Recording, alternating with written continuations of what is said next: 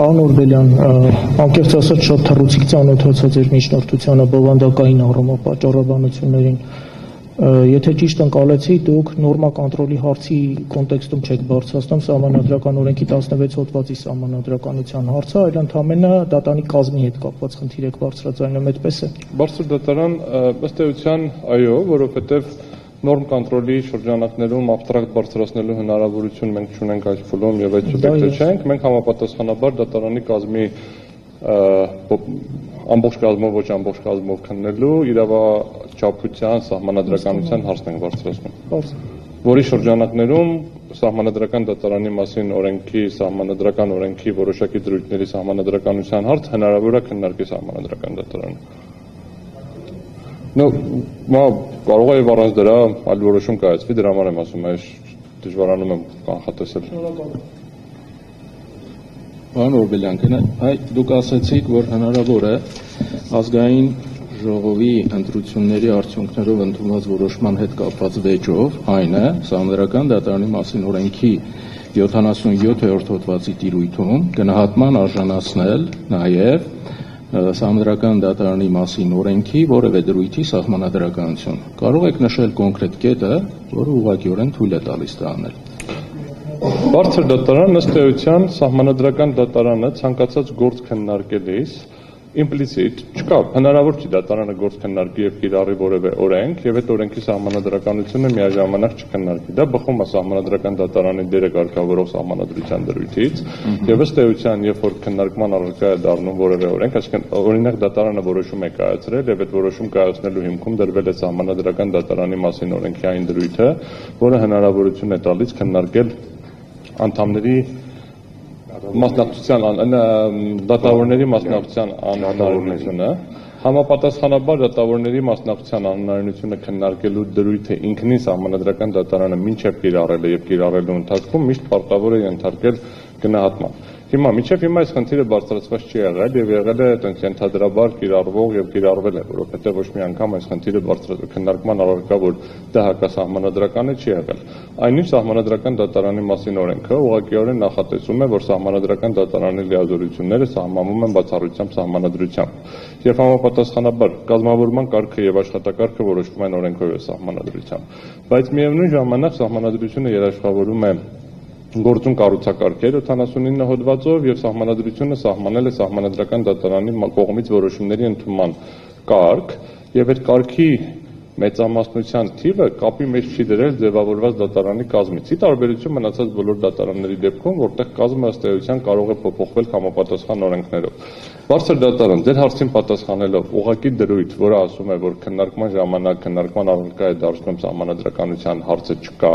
որովհետև սահմանադիրը ելել է այն պարզ տրամաբանությամբ, ներառյալ ես անձամբ երբ որ քվեարկել եմ, որ սահմանադրական դատարանը միշտ ցանկացած հարց քննարկելուց չի կարող չքննարկի կիրառելի նորմերի սահմանադրականությունը։ Ինձ համար պարզ է ուղղակի մեկ հավելում, օրինակ սահմանադրական դատարանի դատավորին կարգապահական պատասխանատվության ենթարկելու վերաբերյալ վարույթներով սահմանադրական դատարանի մասին օրենքը ուղղակիորեն պարտավորեցնում է դատարանին, որպիսի այդ հարցը լուծելու ընթացքում կգտնի, որ որևէ նորմ հակասում է սահմանադրությանը, ապա պարտավոր է անդրադառնալ նաև այդ նորմի սահմանադրականության հարցին։ Այսինքն սահմանադրական դատարանի մասին օրենքում կան առանձնացված վարույթներ, որտեղ ուղղակիորեն այդ լիազորությունը տրված է։ Իսկ մնացած այդ թվում նաև 77 հոդվածում սահմանադրական դատարանի մասին օրենքի 77 հոդվածում որևէ նման ամրագրում չկա եւ իմ հարցի պատասխանը ստացա, որ դուք այդ հոդվածի հիմքով այդ դատողությունները չեք անում։ Հարգելի բարձր դատարան հետեւյալն է խնդիրը։ Մենք ուրեմն սահմանադրական դատարանի մասին օրենքը երբ որ քննարկում է կարգապահական պատասխանատվության կարգապահական կամ ընդհանրապես պատասխանատվության կառուցակարգ, կարգապահական կառուցակարգի շրջանակներում ուղղակի նախատեսել է։ Մեր միջնորդությունը ոչ թե հակասահմանադրական ճանաչելուն է վերաբերվում որպես ձևակերպում, այլ ունի հետևյալ ձևակերպումը՝ ապահովել սահմանադրական դատարանի ամբողջական կազմի, այդ թվում եւ դատավոր Արտակ Զեյնալյանի եւ դատավոր Վլադիմիր Վարդանյանի մասնակցությունը ուսումնվեճի քննությանը եւ լուծմանը։ Այս հարցը քննարկելու ժամանակ